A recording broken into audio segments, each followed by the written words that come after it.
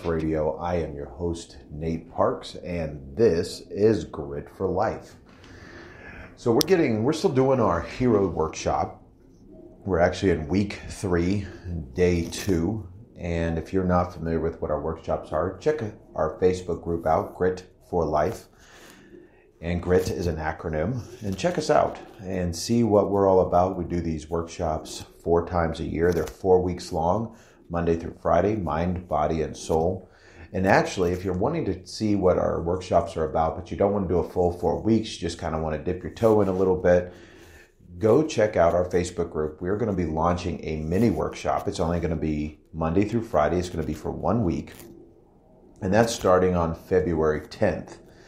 But I want to talk to you. We've got Valentine's Day coming up, all the lovey-dovey stuff. And what we're focused on with this week of the Hero Workshop. And if you say, wait a minute, I'm listening to this, but I'm not part of the Hero Workshop. But that's okay, because the podcast still can be for you.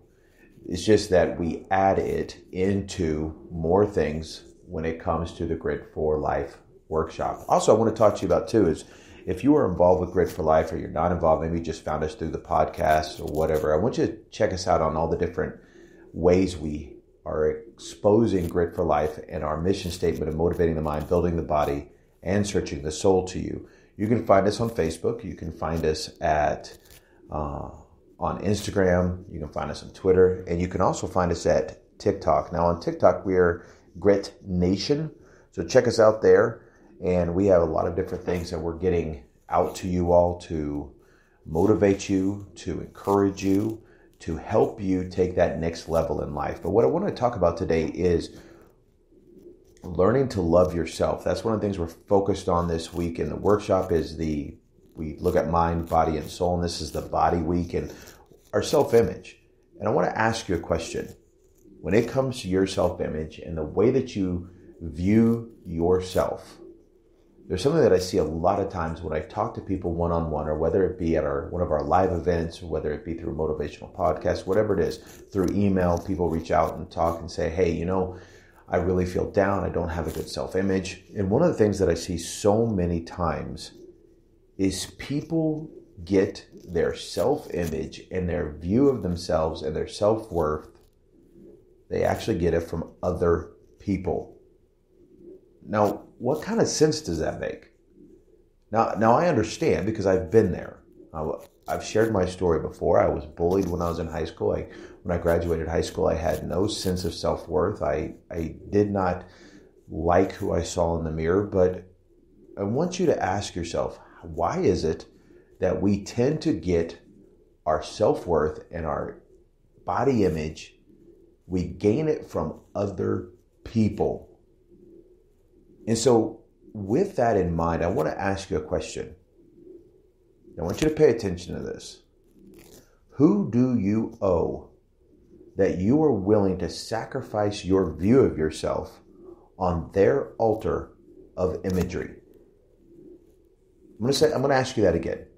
Who do you owe that you are willing to sacrifice your view of yourself on their altar of imagery?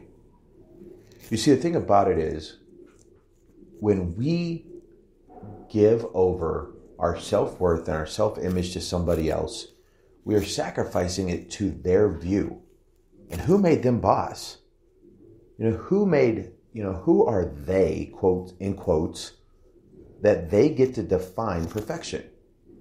Now, I get it. I'm not, before you attack me, before you go off on me, I understand we are creatures of sight, senses, and we truly enjoy what is perceived as being beautiful. But I find that interesting, perception, because if you actually take a look at some of the old Renaissance paintings, the masterpieces, the images of what they thought were beautiful at that time are definitely different than what we perceive at this time. Actually, in a lot of the imagery from the Renaissance period, you saw men who were heavier set. You saw women that were heavier set. They contributed that to a sign of wealth. They contributed that to a sign of beauty, a sign of comfort, a sign of being able to have stuff that others could not have. And yet today we don't look at that way. So that tells me that perception of others is what drives a lot of individuals and society's view of self-worth and self-image. And if we can grab a hold of that and understand that, then we can take back the authority of how we perceive ourselves. And we can understand that, you know what? Well, one thing we could say is, if you view yourself as heavyset, I guess we could ask ourselves, why isn't it that I was born in the Renaissance time? But since you weren't, since you happen to be listening to this podcast, that clearly is not the case. So how is it that society gets to define what is beautiful? The only reason that society gets to define it through media, through magazines, through commercials, through TV and Hollywood and everything that we're inundated with, social media, is because we allow it. And when we allow it, we're letting go of our authority, of our own self-worth, our own self-body image, and we begin to put ourselves down based upon someone else's perception. Not even reality. It's like we're living in a virtual reality. We see games, my children play a lot of video games, and it really, I find it very interesting that so many of the characters in these games, actually, if they were alive today, if they were in real life and they're not were computer images, they wouldn't even make sense. There's no way they would make sense, but yet we still judge ourselves. We still look at ourselves based upon these big, huge, hulking men that are so top heavy they're about to fall over, or these women who are the same, and it just doesn't make sense. But we allow ourselves to be inundated and we go on autopilot. I've been talking about that a lot with the Hero Workshop. We allow ourselves to go on autopilot and accept that as reality. By laying upon their altar and society's altar of perception, altar of altered perception, in truth, it's altered perception, you will always chase the elusive, perfect sacrifice. Let me say that again. Let me say it in a different way. By laying upon society and the world's perception, altered perception of what beauty and self-image is, you will always chase the elusive, perfect sacrifice. Now, how do I know that? I know that because even Hollywood is known for their plastic surgery. We see all these mistakes or all these people that have these scars or these messed up plastic surgeries, and it makes great tabloids, it makes great headlines, it makes great gossip. But why are they that way? Why did it happen? Why did it happen that some woman almost died or did die because she went down to South America and got butt injections? Or you see these messed up mouths because women were getting these lip injections or whatever. Or it's so hard to tell anymore if women have fake eyelashes or real eyelashes or fake hair or extensions, or guys are fake tanning, or guys are, it's just constantly a chase for this elusive, perfect sacrifice on the altar of an altered reality of what isn't real.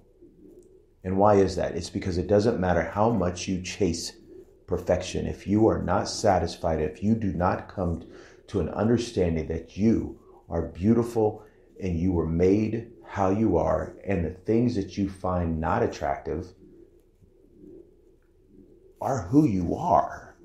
And so if you can change your perception, if you can change your perspective, you can learn that you begin to understand that your self-image should be built from the inside out. One of the things that my wife tells me all the time is that, Nate, you do not have a type. And I really don't. It's because honestly, what I'm drawn to before anything else is someone's attitude, someone's spirit. Because I learned a long time ago that the most beautiful man, or the most handsome man, the most beautiful woman out there still can have the most darkest demons inside. And then the individual who society would say is not really attractive. Maybe they're a little overweight. Maybe they're a mama with stretch marks. Maybe they're a guy with scars.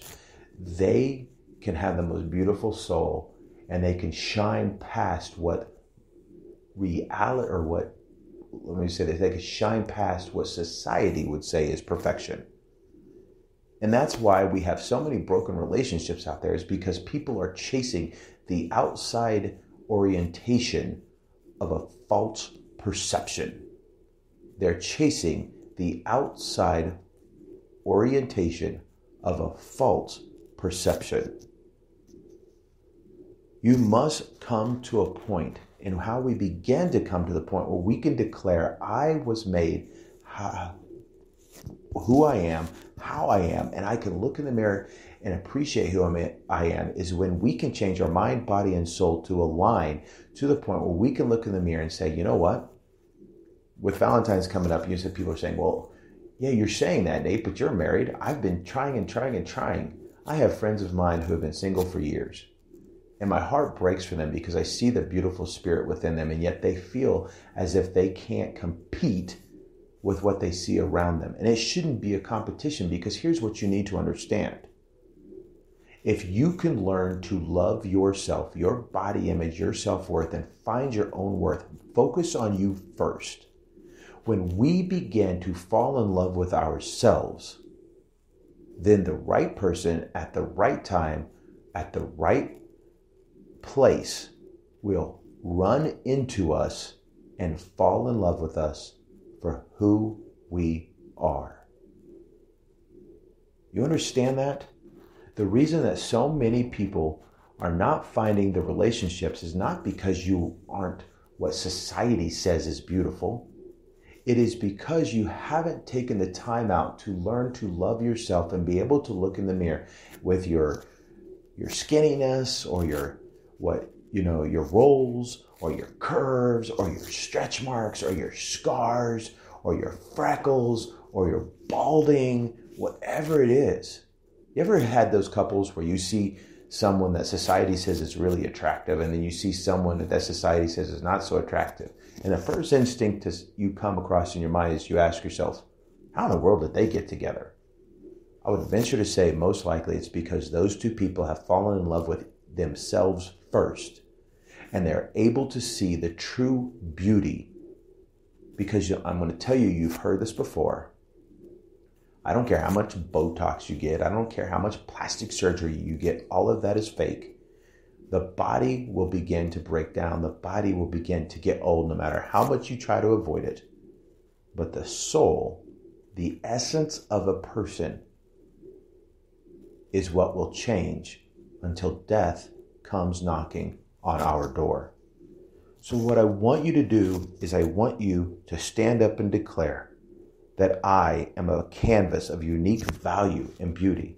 My wife is an artist, and she's really taught me, going to different art museums, art exhibits, things like that. I've really learned that literally beauty is in the eye of the beholder, but it has to be the right beholder.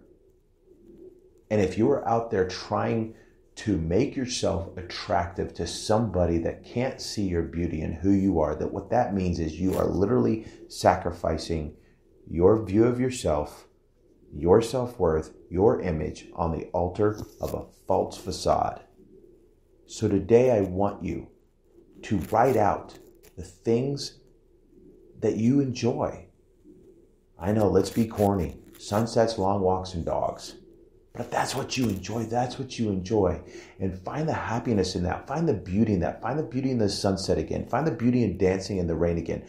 Learn to love yourself first. And when you do, you will see your own value. And when you're able to see your own value, your own worth, then at that point, you will never settle for someone who will only look on the outside. I'm not saying attraction doesn't need to be there. Absolutely, attraction needs to be there. But again, the right person at the right time will find you attractive. But you have to love yourself first, because if not, then you are casting pearls out among the swine, and you wonder why things aren't working out. You wonder why you keep coming up against people who leave you, reject you, turn your back. It's because they're not the right people. So today, find the beauty in yourself. If you're doing the mind, body, and soul workshop, go back to the mind techniques that I've taught you. Go back to the week where we talked about taking control back. Take control back, find your beauty, find your self-worth, and then, and only then, will you be able to see the beauty in the world around you, and you will attract those that find the beauty in you.